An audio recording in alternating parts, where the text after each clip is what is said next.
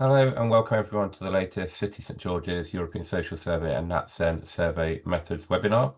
I'm Tim Hanson, a Senior Research Fellow at the European Social Survey headquarters, and I'll be chairing today's session. We're very pleased to welcome Joel Williams, who'll be our speaker today. Joel is the UK Head of Methods at Verian, leading a team of 10 survey methodologists and data analysts. Joel's worked on general population push-to-web surveys for well over a decade, and is also a member of the senior leadership team of the UK Survey Futures project. Today, Joel is going to talk about the design of the Department for Culture, Media and Sports Participation Survey, which is one of England's largest push-to-web general population surveys. Joel will talk for the first part of the hour, and after that there'll be time for questions. If you do have questions, please type these into the Q&A area, and we'll go through as many as we can. So now I'll pass over to Joel. Thanks, Tim. Can you hear me okay? Yeah, it's good. Okay. Now, obviously, it's not actually moving on to the next slide after we set all this up. Just one moment.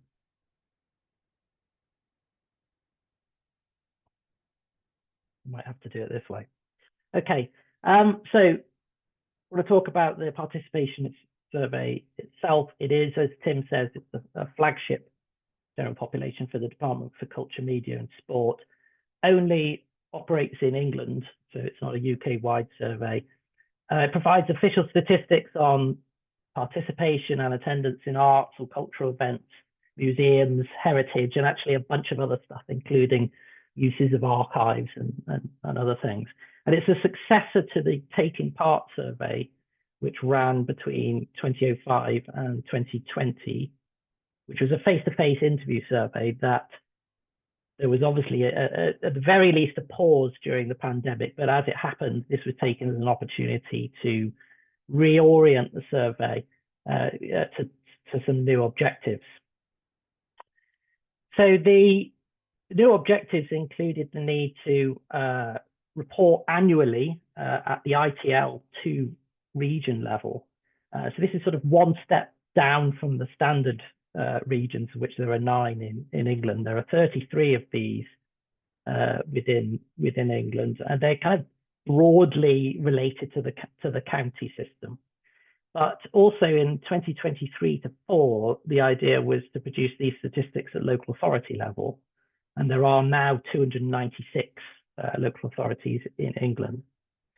So on top of that, there's a need for quarterly national and upper region data. So the fieldwork had to start and finish within 3 months. So quite a lot of constraints on the new design, and also naturally a much larger sample size for the participation survey. So in the years where we're just targeting ITL2 region level data, it's about 33,000 a year is the achieved sample size. But when we're targeting local authority level estimates, is 175,000 a year. So we definitely needed a less costly survey method than the one used for Taking Part. And Verian, that's my organization, proposed adapting the design of the Community Life Survey that had just been added to the DCMS portfolio alongside the participation survey. So we call that in Verian, we call them ABOS designs, but they're essentially push-to-web surveys where the postcode address file has been used as a sample frame. And although there are lots of variants of them, they're essentially letters sent out with links to a web survey. Usually reminders are sent, there's usually incentivization, and there is always, or almost always, a paper questionnaire version for those who need or want it. So we carried out a pilot of this new participation survey and what DCMS called the interim survey in 21-22, and then there were full-scale surveys in the 3 years 2022 to 25. However, it's going to be combined with the Community Life Survey into one modular survey from October 2025, which is provisionally called the Engagement Survey, though I'm not sure whether it will end up being called that. So what are the broad survey design objectives for the participation survey? First of all, it had to be a probabilistic sample of adults age 16 plus in every local authority. You have to use the postcode address file as the sample frame. The benefits of that is that it covers almost all households, so it has very limited risk of non-coverage bias. And of course, you can use probability theory to calculate margins of error if the sample is probabilistic. The data collection method needed to be inclusive of the population that is offline, which is not a big population in England, but still, in fact, increasingly distinctive, about maybe 8 or 9% of the population. There's also people who they're online, but they don't do a great deal online. So we needed to meet inclusivity expectations, which are standard for official statistics. And of course, it also controls the risk of non-response bias from some subgroups, especially older people who are the most likely to be offline. DCMS wanted a high average response probability, so high response rate. I've put a little star there to say relatively high, because these surveys don't achieve the response rates of the face-to-face interview surveys of old. Mind you, face-to-face interviews themselves don't achieve what was the case before the pandemic. But obviously, the higher the response rate you can get, it limits the extent of non-response bias that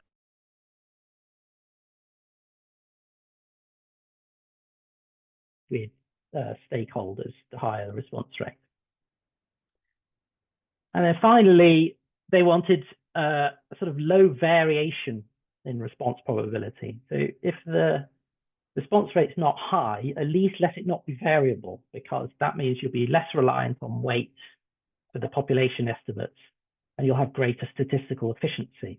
And this idea of low variance in response probability was something that we very much suggested to DCMS, and that what we should be trying to do is to optimize the response, not necessarily maximize it.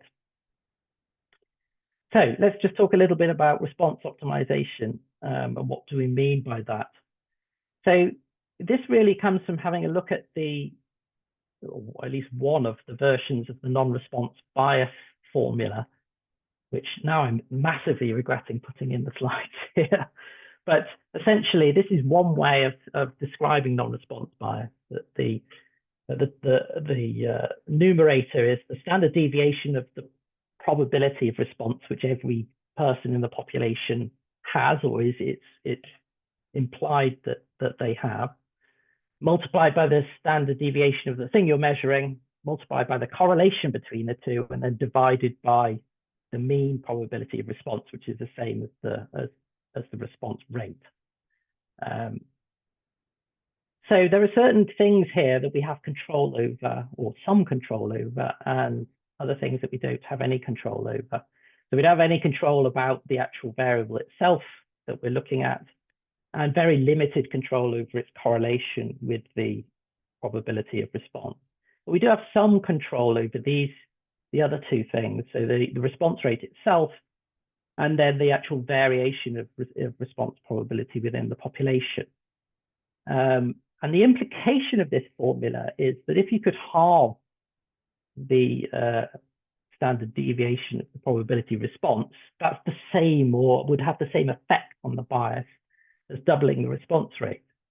Now, we kind of took the view that there wasn't a huge amount that we could do to increase the response rate relative to some of what was baseline affordable for this study, but that we could do something about the variation of the probability of response. So that's really what we're trying to do when we're developing an optimized design. So the ideal sample frame would have reliable unit levels, so that's individual person data, known to explain the variation in response probability, and as well as having some sort of general discrimination with respect to substantive data. So good examples with these sorts of surveys are age, education, and income and wealth. So we know, for example, with these sorts of surveys, that the peak response is people really aged between about 55 and 70. A lot of people think web surveys, it'll be younger people, but it's not. We also know that people who are educated to degree level tend to respond at much higher rates within each of the age groups than the population. So ideally, a sample frame would show that.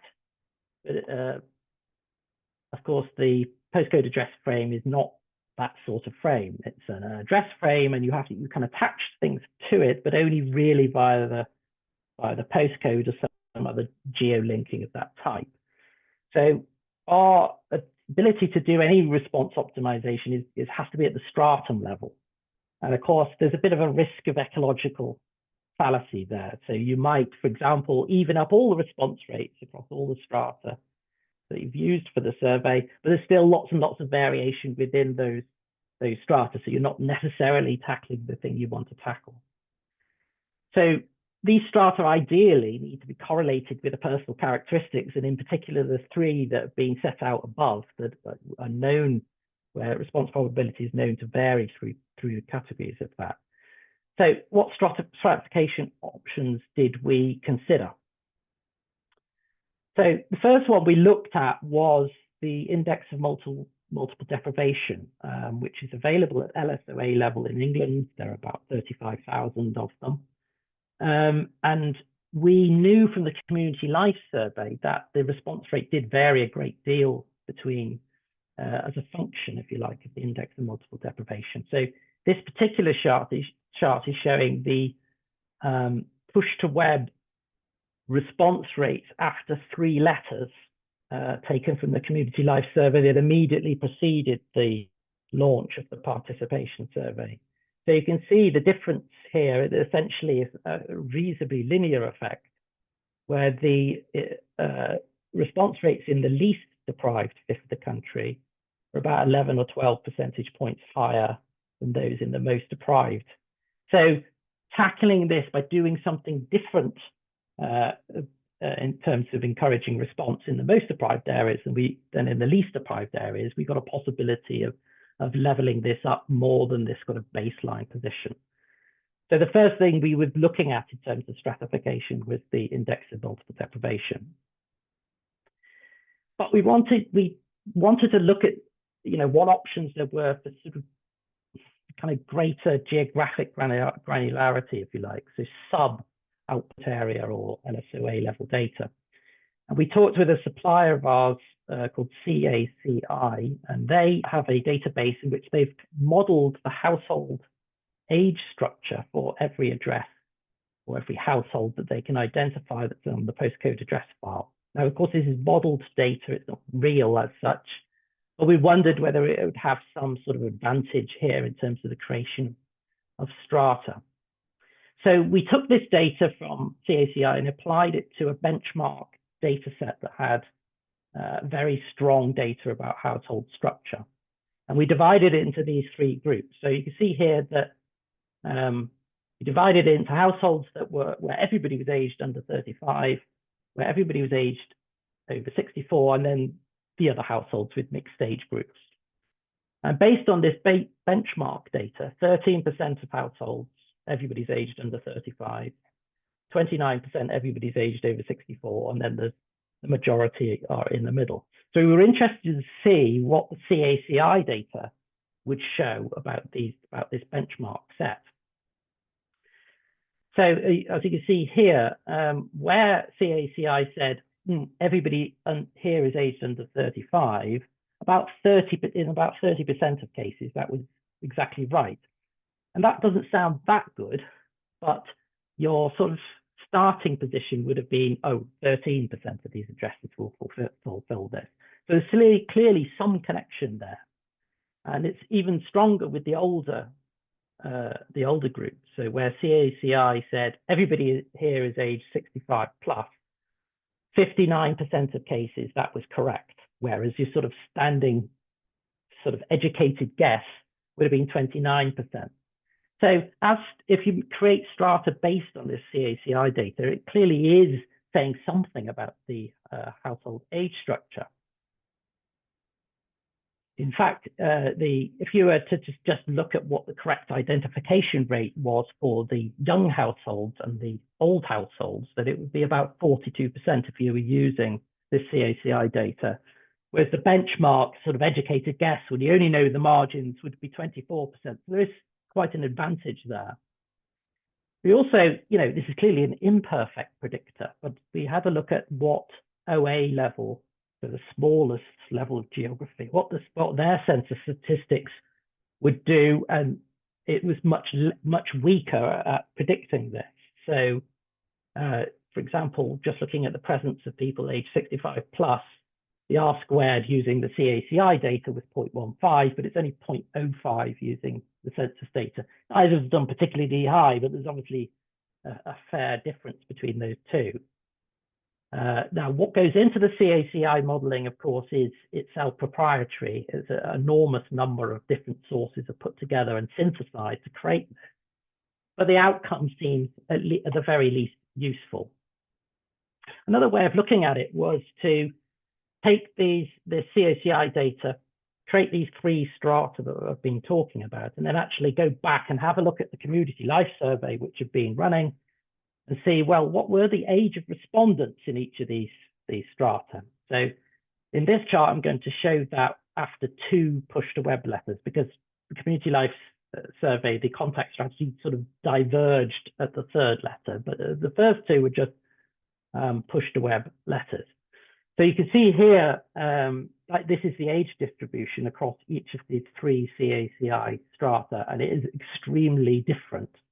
So at the younger addresses, 50% of respondents were aged under 35, and at the older addresses, it's a little over 2/3 of the respondents were aged over 64. So it obviously is that it was actually tackling the age issue, which we know is an important one for these sorts of surveys. So the combination of looking at this benchmark data and then looking at the age profile from the community life survey suggested that actually it would be a useful stratum to use.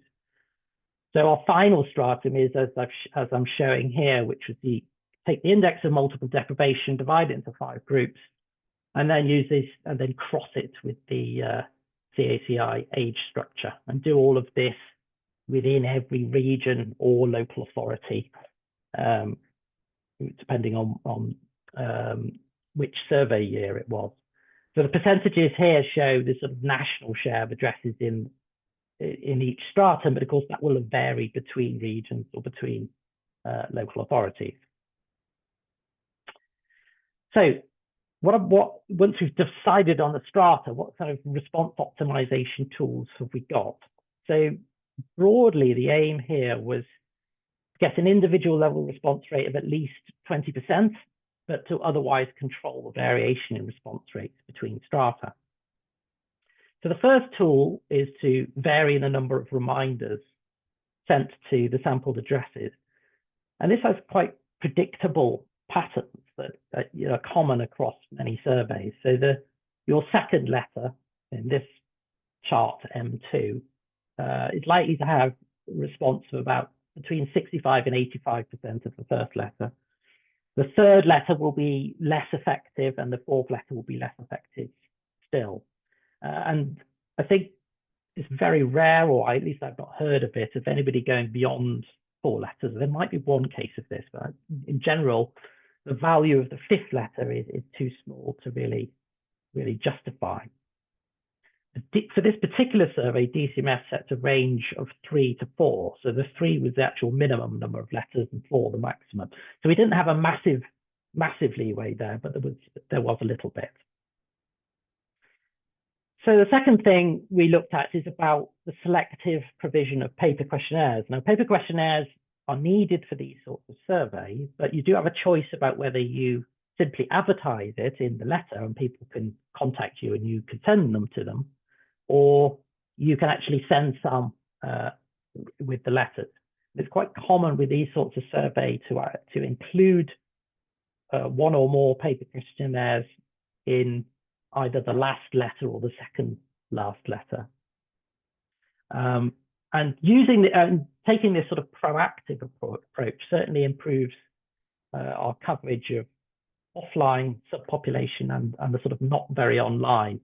But there are, issues with this, in that paper questionnaires tend to be completed less well than web questionnaires, as you can't essentially force people to select an answer for every question. They do create limitations on the complexity of the questionnaire, which either means that the web questionnaire itself has to be more simple than ideal, or the paper questionnaire perhaps misses out certain sort of elements that are present in the web questionnaire. There are obviously extra printing and postage costs associated with this. The postage costs are quite significant here because you need a larger letter, and the cost of that is greater. And finally, it also been observed to displace web data, in that some people who would have done the web questionnaire, if you send them a paper questionnaire, they'll do that instead, and then you're essentially getting slightly weaker quality data from those people. So it's not a kind of cost-free thing to do, but nevertheless, we thought, well, we'll be able to manipulate that. The final main tool is to vary the size of the incentive. Now, incentives for these surveys, there have been very occasionally used unconditional incentives, but when the response rate is in the sort of 20% sort of zone, they are very expensive to do, and the budget wouldn't have stretched that far here. So we're really talking about conditional incentives. Conditional incentives have a kind of curvy linear impact on response probability. So you can a £20 incentive won't produce double the response of a £10 incentive. A £10 not double the response of a £5. So there is a sort of maximum level for that. However, varying the size of the incentive does bring some ethical risk for the government, essentially because we're asking the same amount of work for people, but we're rewarding them differently, effectively saying, well, you are more statistically valuable than this person, so we'll reward you with a greater incentive than this other person. And that's quite a complicated argument once it gets into the public domain. So in this case, the department didn't really want to pursue that, but they did want to try the idea of an early bird bonus, which they felt was defensible. So an early bird bonus is simply saying, well, if you respond before this point, you'll get an extra incentive. And if you respond after that, fine, but you won't get that bonus. So that was something we trialed here. But of course, it's not really something that helps you with optimization. So essentially, we weren't doing that. We were focusing very much on varying the reminders and the proactive provision of paper. There are other tools that you could use, but these are the three main ones that are likely to have a reasonably predictable effect on response. So we then decided to look at our strata, and have a look at, well, what would we expect from these strata in terms of the provision of paper, so the proactive provision of paper. So here you can see pretty much that the addresses that have been coded as old households, if you like, by CACI, were in general, the additive response rate was much greater in these groups than those that were coded as younger households. I think you can just about see here as well that the additive value of proactive provision of paper is slightly stronger in deprived areas rather than the least deprived areas, although there's not an enormous amount in it. But of course, although it's a small absolute difference, it's actually relatively a much stronger effect because there is a lower baseline web response rate, if you like, in the most deprived areas. Now, the department very much wanted to place paper where it was most likely to be needed. So this is really implying that those older addresses is where we really want to focus the proactive provision of paper, with also some thought about the most deprived areas as well. Then had a look at what percentage we would expect of the paper completes to actually come from offliners, because obviously one of the value of a paper questionnaire is it brings in people at 7 or 8, 9% of the population that doesn't use the internet. So that's an important thing to look at. So this is dividing up by our proposed strata just as before. And you can see again that in the oldest, those addresses that CACI coded as old addresses, that's where we really see the offliners come through. Whereas with the other addresses, it's quite a small percentage of the paper respondents are actually offline. So you're not tackling sort of non-coverage quite so much in those places. In general, if you do proactive provision of paper questionnaires across the whole sample, 7% of the respondents will turn out to be offline. If you don't do that at all, so everything's reactive, people have to ask for paper questionnaires or they have to get somebody to help them complete a web questionnaire, then you get 4% that are offline. So there's a clear sort of non-coverage bias, if you like, or not, well, perhaps it's a non-response bias if you don't do proactive provision of paper. And certainly that 7% is much closer to the sort of national estimates of about 8 or 9% that are current in England. So this slide shows our adopted contact strategy. So the number of letters, if you like, here shows the number of letters we actually sent. So in the top left-hand corner, you've got WWPW. That means the first two letters were just push-to-web letters. The third letter included paper questionnaires. And then the fourth letter was another push-to-web letter. So you can see that we only did proactive provision of paper questionnaires in the most deprived fifth of the country, plus all those addresses, all the other addresses that have been coded as containing older people. And our estimate beforehand was that this strategy would pick up 86% of all offline respondents relative to a strategy in which proactive provision was uniform. But of course, the proactive provision is actually only to 38% of addresses. So 38% of addresses to pick up 86% of the offline respondents. So we felt that was a good sort of balance, something that would fit within the budget and also reflected what we'd discovered in terms of our analysis of the community life survey prior to this. So that was the response optimization approach we took, but there were some other design features and trials that are worth looking at as well. The first was, and I mentioned it before, is the department was quite keen to see whether an early bird bonus would be helpful at increasing the response rate in a reasonably cost-effective way. So there was a fairly substantial pilot, nearly 5,000 addresses. There was a randomized control trial. So the control position was just a £10 conditional incentive. But in the early bird condition, it was raised to £15 if they responded by web in the first 2 weeks. So that's before the first reminder went, because there were 2-week intervals between all of these mailings. So just have a look at some of the results here. So after the very first mailing, you can see here that the early bird bonus does give a small advantage in terms of the web response rate. So it was 8.9% compared to the control of 7.6%.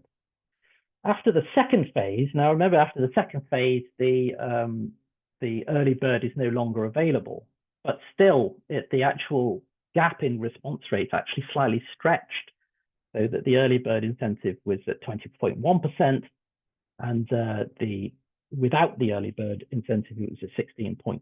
So actually a fair advantage between those two. However, as the additional mailings came through, the actual gap turned out to be quite small at the end, with the early bird only picking up a 23% web response rate versus 21%. Now, ordinarily, you think, well, you're still getting something for that. But of course, you do have to look at the costs for this. So we calculated that the early bird bonus actually added about a third to the unit data collection cost, which, given the scale of this survey, and remember in one of the years it's 175,000 completes, is actually a very substantial absolute difference. And also, although the response rate was a little bit higher, there was no clear improvement in the profile of the respondent relative to population benchmarks. So it was very difficult to justify on that basis. I have seen more recently I think it was the Active Lives survey that Sports England run, very similar sort of population targets. And they carried out an early bird incentive experiment, which actually turned out to be to break even. So a higher response rate breaking even, which suggests that, first of all, it's worth testing this again, but secondly, that there might be a baseline effect.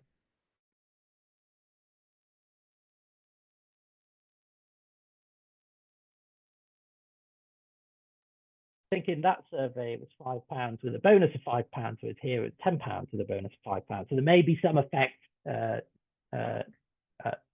But anyway, for this survey, it clearly wasn't worth putting the early bird through. Now, another issue, very knotty point about these sorts of surveys is how many logins should you send? Now, lots of surveys, you just send one login and you want it to be either a random selection of people who live there or some sort of quasi-random equivalent of that. But early work with these sorts of surveys found that quite a lot of the time people just self-selected, because there is a fundamental problem with remote surveying here. You can't really control exactly what people are doing.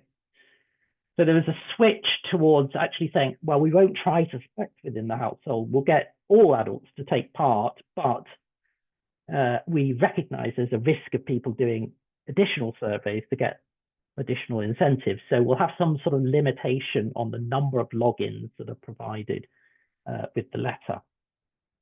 Now, the Community Life Survey had been running with sort of 4 logins as a standard, but the Active Life Survey had introduced a new standard of 2 logins as a uniform thing. So that one was more focused on trying to stop the fabrication at source, whereas the Community Life Survey approach is reliant a little bit more on identifying subsequently whether cases appeared to be fabrications or not.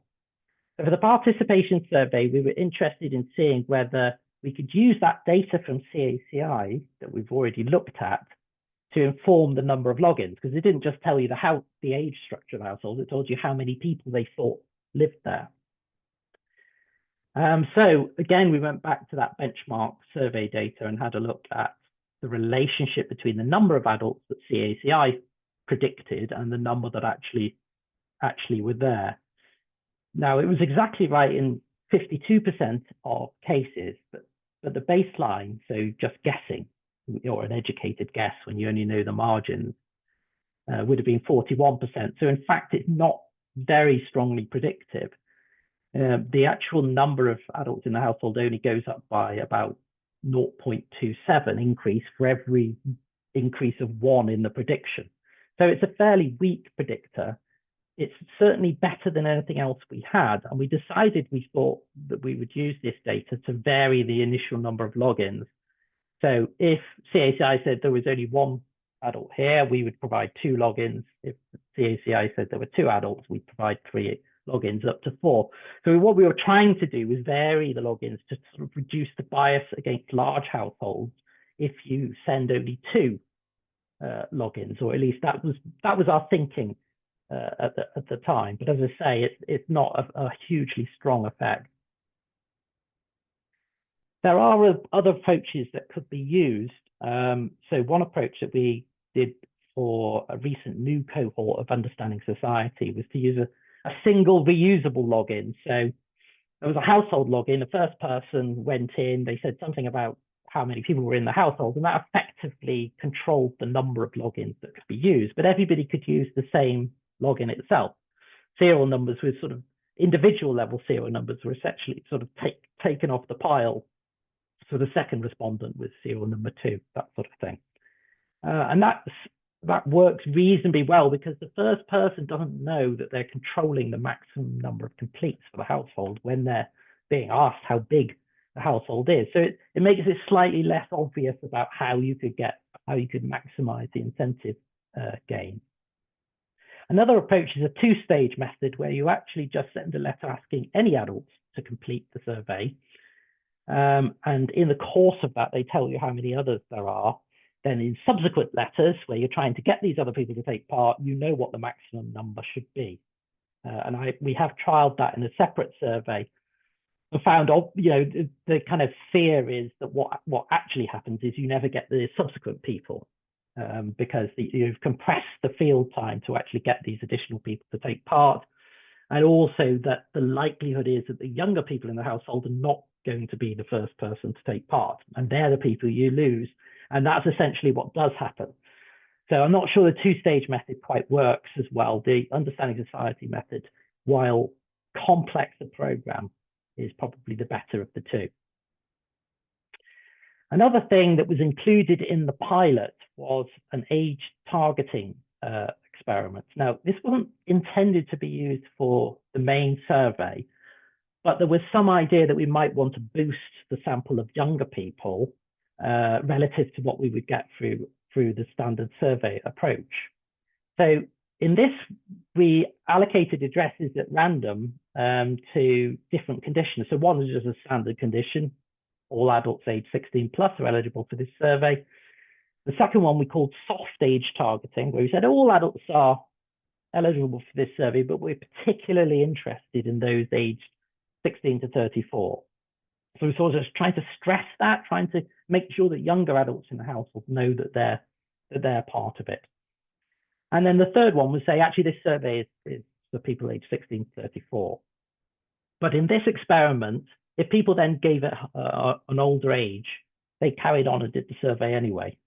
So there was no actual bar. It was just a bar presented in the letter. So what were the results of this? What we've got here is the kind of cumulative age distribution across these three conditions, and it's scaled so that the control group respondent sample size for those age 16 plus is set at 100% here. So I think you can see here that the soft age targeting, so just saying, oh, well, we're particularly interested in those age 16 to 34, didn't really make very much difference at all. However, the hard age targeting, if you like, did make some difference. So although plenty of older people did take part, their overall response rate was about 70% of the control group. So some people actually did read the letter. But also, if you look at the response rate around at the point up to the age of 34, the response rate with this hard age targeting was 1.4 times that of the control condition.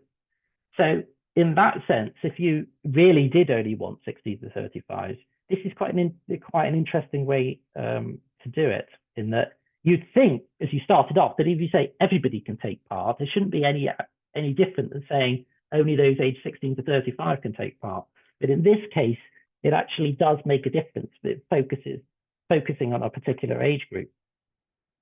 Then we did think, well, if it's not for a boost sample, one of the ways you might use this is when you're building panels. So there are several random sample panels in the UK, and these sorts of methods are often used to build them. So could you use this kind of age targeting for that? And we did try that very recently for our own Verian's random sample panel, which is called Public Voice. And in this case, it was hard, as in the surveys for people aged 16 to 34, and then if somebody typed in an older age, they were kicked out of it. So you can see just a hard flat line after that point. So the overall response rate was about 60% of the control group, but the response rate among those aged under 35 was again higher using this method, but the effect was less strong than in the participation survey pilot. So it's only 1.2 times as high. So this is sort of interesting, but it perhaps is quite esoteric when you're going to use this information. So before I finish, just have a little bit on a few outcomes from the survey and see if they actually reflected what we were trying to do. So the first thing to look at is the estimated response rate. This is from the most recently published participation survey, which is 23-24. There's been another survey in 24-25, but that's not published yet. So here I've design weighted it to deal with the fact that we're sort of targeting regions and local authorities and whatever. And the response rate was 26%. And here you can see how it varied between the strata. I think it's interesting, first of all, if you look over at the left, that even with 4 mailings, it's a struggle to get the response rate up to the average amongst the most deprived areas, and especially in those households that CACI coded as being quite young.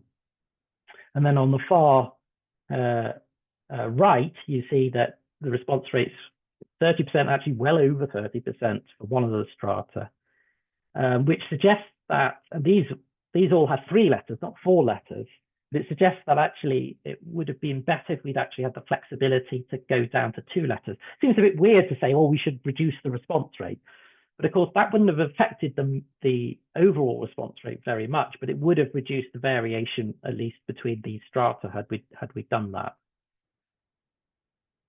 Another thing to look at was to say, well, is there a comparator survey that has a uniform design? And there is one. So it has a uniform design in which there are 4 mailings, and a third of those mailings contains paper questionnaires, and there's always 2 logins. And we thought, well, we'll have a look at that survey against the participation survey, and then use as our benchmark the annual population survey and see which is closer. Because one of the things we were trying to do was control the age profile for the participation survey. That, how well did it do? So this slide shows the sort of error level, if you like, between the participation survey in 23-24 and this comparator survey. And you can see that the patterns are pretty much the same, in that we tend to overhit on 55 to 74-year-olds fairly substantially, and even somewhat on older age groups as well, while being well under on the younger age groups. But the participation survey, which the bars in orange here, are obviously closer to the sort of 0 error mark than the comparator survey. And in fact, the sort of net error across this variable is about half with a participation survey design relative to this comparator. Now, there are obviously other differences between the surveys that could explain some of that, but it's a sort of indicator that what we were trying to do with that age stratification using the CACI data potentially had a reasonable effect, or at least the outcomes are close to what we would have wanted, or closer. We also had to look at the household size of our respondents, again against the same benchmark and against the same comparator survey. And this one's perhaps interesting because the participation survey used this sort of variable login approach, and the comparator survey is a fixed 2 logins. So we can see here, I found this quite surprising when I looked at it. So the comparator survey, the percentage of people who live on their own, or they're the only adult in the household, is about 11 points, or nearly 11 points above the benchmark, whereas the participation survey is slightly few, well, what is it, 3 or so percentage above the benchmark. And I didn't think that the variable number of logins would have quite this effect. So I'm sort of loath to give a clear answer as to why that's the case. The overall error is only about a third with the participation survey relative to the comparator survey, which seems more than you could have imagined. But it's certainly in the direction that we'd have liked it to have been when choosing variable logins. But of course, there are others where whatever we did didn't achieve what we wanted to do. So here, what I'm showing is the percentage of each age group up to 55 to 64 with level 4 qualifications or above. So that includes degrees, but it also includes other non-degree higher education. And this selected because the census actually uses this categorization. But in this case, we use the annual population survey benchmark. And you can see that in every age group, both surveys very strongly overrepresent people with this level of qualification. And there isn't a great deal of difference between them either. So the participation survey error level is about 9/10 of the comparator survey. So this is something that hasn't been tackled effectively. And so all the work that we did there did not achieve much here, potentially because of that, where I was mentioning that when you're optimizing at stratum level, you're always at this risk of an ecological fallacy. And you think this will work, but actually people within those strata are still responding at very different rates. And this is probably what we're seeing here. So finally, what's next for this survey and this style of survey, I suppose?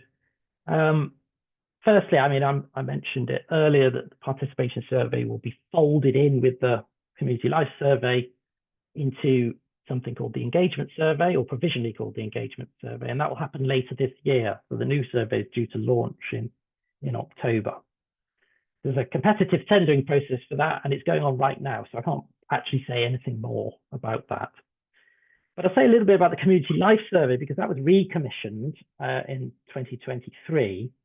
And so we took some of the ideas I've shown here about the participation survey and sort of brought that in for the community life survey, albeit the community life survey had a smaller budget in terms of the amount that could be afforded per response. So the community life survey, the variation in the number of letters sent was between 2 and 3, so not 3 to 4 as in the participation survey. The proactive provision of paper was only in the older addresses where it's most useful, and even then, you know, we had to randomly allocate some of those addresses to not get that. So there were various kind of constraints on it, and compromises had to be made with the design. But after we'd completed the first year of the community life survey, so 23 to 24, and sort of overlaid that design onto the participation survey of the same year, and it actually turned out that a much thinner design of the community life survey didn't actually make, well, any real difference to the sample profile, and almost no difference at all to the substantive estimates that came out of it, even though it actually produced only about 85% of the responses that you'd expect from the sort of higher spec participation survey design. So going away from the community life survey and participation survey for a moment, later this year, Verian will be trialing a couple of new login designs on a separate survey. One of those will be based on the understanding society methods of getting the first person to essentially set the maximum number of responses for the household, somewhat of a simplification of what was done in understanding society. But the novel part here will be that there's a particular module that the client only wants asked to one person in the household. So there'll be a system of sort of allocating which person gets that within the household. So essentially, if somebody says, well, there are 3 adults in the household, we'll randomly allocate the first, second, or third respondents to get this module. And in 80% of cases, that person should turn up and actually complete it, but not 100%. That's an interesting thing to try. The other one that we're trialing there is a slightly different quasi-random approach from the standard, which is usually last birthday or next birthday, is instead to have a little grid in the letter which says, you know, which will tell you whether it's the oldest person in the household or the youngest person in the household or the second oldest person in the household that we want to complete the survey. So that's for a study where only one response is required per household. So there's something interesting there to come later in this year. And there's plenty of other activity across the industry with regard to these surveys. They're now pretty much the default for new general population studies. So for example, there is a new one for the Department of Science, is it Innovation and Technology, that was starting later this year to track, well, a whole range of things that they're interested in. So that will be starting there. Very much will be based on some of the evidence that I've presented today. And that's me. Sorry, the technology didn't work totally perfectly, but thank you for listening. Great, thanks, Joel. Thanks for a really great presentation. Lots of interesting stuff there. If people have questions, please type them in the Q&A. I don't think we have any at the moment, but I'm sure they'll be coming soon.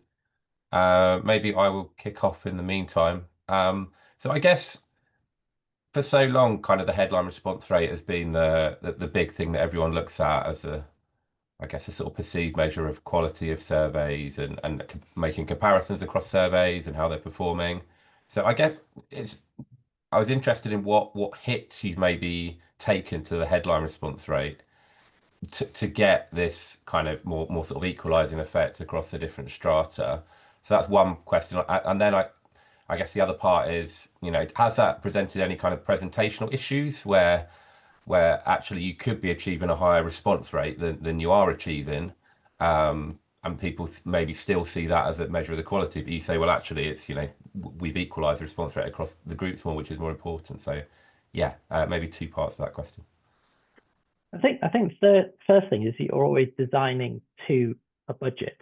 So leaving aside the fixed costs, how much have you actually got? So in general, you're trying to allocate resources in some sort of intelligent way. So you could say, well, what if you did like 4 letters to every address and paper provision in every one, like the comparator survey that I was talking about? But of course, that would have cost more than the budget allowed for at the time. So we needed to do something. So that wasn't really the benchmark, if you like, because it wasn't quite affordable. I think if you simulated that out, the response rate would be about 2 to 3 percentage points higher than it actually was. So if you look at it and you say, okay, well, looking back at that formula, for example, you're adding a bit there, but if you can target the variation response at least as much as that, then you'll get kind of getting the value of that while not having to pay for something that actually, in this case, wasn't directly affordable. So I think for most users of data, and certainly for most government commissioners of research, they're happy with that as an argument.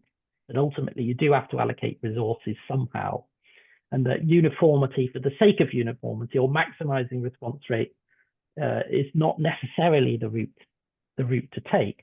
And I think it's probably about 2 decades that survey methodologists have been arguing that focus on like whether it's this percent or some other percent that's only 1 or 2 different is a bit self-defeating. In fact, part of the Survey Futures group will be presenting a kind of new statement on the importance of the role of response rate in evaluating survey quality, and it's relatively restricted. It has a role, but it's quite a small one. Right. Sorry, did I answer your second question, Tim? I think you did, yeah. I think it was covered. I've still not seen anything in the Q&A, which is a bit strange, and a couple of people have raised their hands. So please do type in the Q&A if you have. Oh, I see a question coming through now. Right. Okay, so a couple of recent studies suggest that sending out incentives up front has a positive effect on response rates, so unconditional incentives. Have you considered using this strategy at any point, and if so, what made you opt against it? I think the ones I've been involved in, there's 2. There was one when we originally tested the community-led survey back in 2012, and we trialed a £5 unconditional incentive, and also linked, so there was variations in the conditional incentive as well. And it was definitely better than anything else. The problem was that the cost per complete was really astonishingly bigger. So the affordable sample size was about 2/3 of what it otherwise would have been.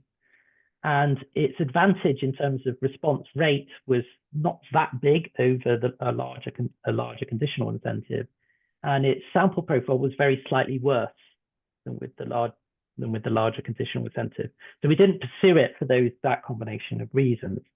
Unconditional incentives are used in the longitudinal studies. So Understanding Society, for example, is mainly web first these days, and it does have some use of unconditional incentives. But in that case, the investment is a sort of different order, different magnitude. And of course, that once you get people in to a longitudinal study, you're getting the benefit of that for years to come. So in that sense, it is potentially worth the very large investment to do that. But here, of course, we're doing cross-sectional survey where it's not, we can go back to some of the respondents, but that's not the principal reason for doing it. So on that basis, that wasn't what we aimed for, certainly didn't consider for this survey. Sure. Okay, thank you. Yeah, please type any other questions in the Q&A. Before they come in, maybe I'll ask another one as well. So Joe, you mentioned that so even with these adaptations, you're overrepresenting people with higher levels of education. And I know, like on the ESS, for example, and on lots of surveys like this, it's a common issue we see in lots of our countries, and yeah, difficult to tackle. Do you have any ideas or things that you're looking to kind of implement in future to help improve that bias? Well, we did actually go back to CACI and ask them, what they had, and they hadn't produced anything at that level when we first launched the participation survey, but they have now. So I trialed that against a benchmark data set very similar to the one that I did here. And again, what you see is that it's a stronger predictor than sort of output area census aggregates. But in this case, the difference wasn't very substantial. So it wasn't as strong a predictor as it was for the age structure of the household. There is something in it. I haven't really completely finished the analysis of it, but it didn't feel that, that you would, completely change what you did in a particular stratum on this basis, that it wouldn't necessarily be that effective. So in simulations, I could bring down the percentage in each of those groups that are level 4 plus by a couple, but no more than that. So it's actually a kind of complication. It was a kind of complication I didn't think necessarily was worth it. So that's one thing that we've tried. Alternatives, of course, is you kind of switch into a kind of two-stage design in which the first stage is effectively a little kind of demographic form about the household, and then you sample from that, or you follow up whoever you choose from that. But the cost of doing that is so tremendous just for this particular benefit. It doesn't seem enough. Ultimately, you're going to lean on weights. The weighting to compensate for this reduces the effective sample size by about 10% relative to the actual sample size. It's a hit, but the cost of actually doing anything about it, and given the weakness of our tools to do anything about it, just seems, I'm not sure where to go there. But it is as you'll know, the big remaining problem with these sorts of survey. Yeah, definitely. Okay. Still nothing else in the Q&A. Maybe just one other thing interested in, Joel, was so not sending paper to everyone.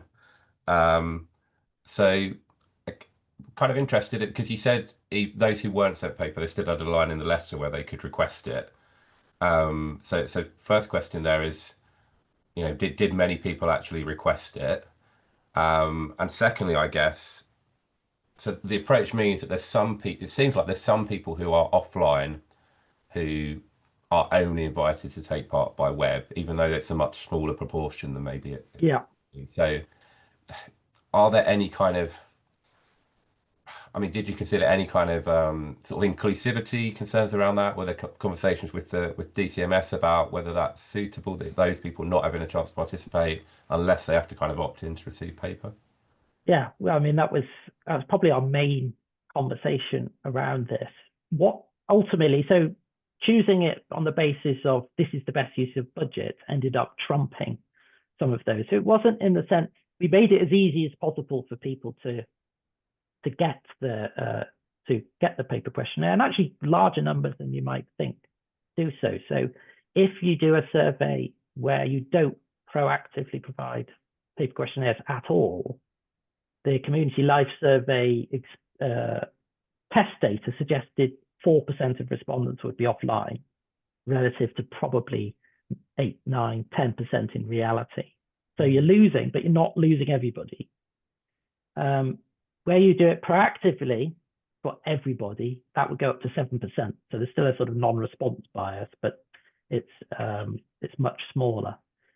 So I think the design we came up for the participation survey was very much how could we capture as many of these people as possible who would respond under a proactive provision thing, but not do proactive provision everywhere. So the slide I showed before said that we only offered proactive provision to 38% of addresses, but that included what we think we would get 86% of the offline respondents, uniform 100% provision. So we felt that was a good balance in that, yes, 15% of offliners wouldn't have responded, whereas they would have under 100% provision. But in exchange, we were getting some other benefits from taking up that design. So as with all these things, it's not like there was a hard line on this that you had to provide it proactively, otherwise you were not covering offliners, because the evidence was there that some of them would respond just at a lower level. Yeah, great. Just one more question is coming in the Q&A, so I think we'll just ask that and then we'll finish. So great presentation. Was interested in your thoughts on the impact of calibration and weighting adjustment in reducing the impact on overall bias from variations in the collection strata, and how this interacts with thinking about reducing variation in response across the strata. Have you got all of that? No, I got these headphones like to switch off on Zoom after half an hour. So could you repeat that? Yeah, sure. So was interested in your thoughts on the impact of calibration and weighting adjustment in reducing the impact on overall bias from variations in the collection strata, and how this interacts with thinking about reducing variation in response across the strata. Yeah, so I mean, obviously it very much depends on what calibration you're going to do. These sorts of surveys, there tends to be a much more complex calibration matrix than, say, for the old interview surveys, which were often just sort of sex, age, and region, I think. So for example, for this survey, you've got age interacted with qualification level, you've got age interacted with working status, you've got various other things like that. And the net effect of all of that on the effective sample size is that it reduces it by about 20 to 25%. The comparator survey that I mentioned before, the reduction is significantly more than that. So although in both cases, you're essentially solving this at the margins or even some intersections like age and qualification level, the damage, you can reduce the amount of damage, if you like, to the statistical efficiency of the sample by some of what you do beforehand. But the fact that the reduction effective sample size is less for this participation survey than the comparator survey could be for other reasons as well. So I don't want to say it's just because we did this magic optimization approach, but that's certainly something we observe. Great. All right, thanks a lot. We finished the hour. I've just gone slightly over. So thanks again, Joel, for great presentation and for responding to the questions. We'll share the recording of the presentation after. So please, if you're here today, then feel free to watch it back and share with other people who might be interested. And yeah, thanks again, Joel. We'll be back soon again with another method seminar. Thanks, everyone. Bye-bye. Cheers, Tim.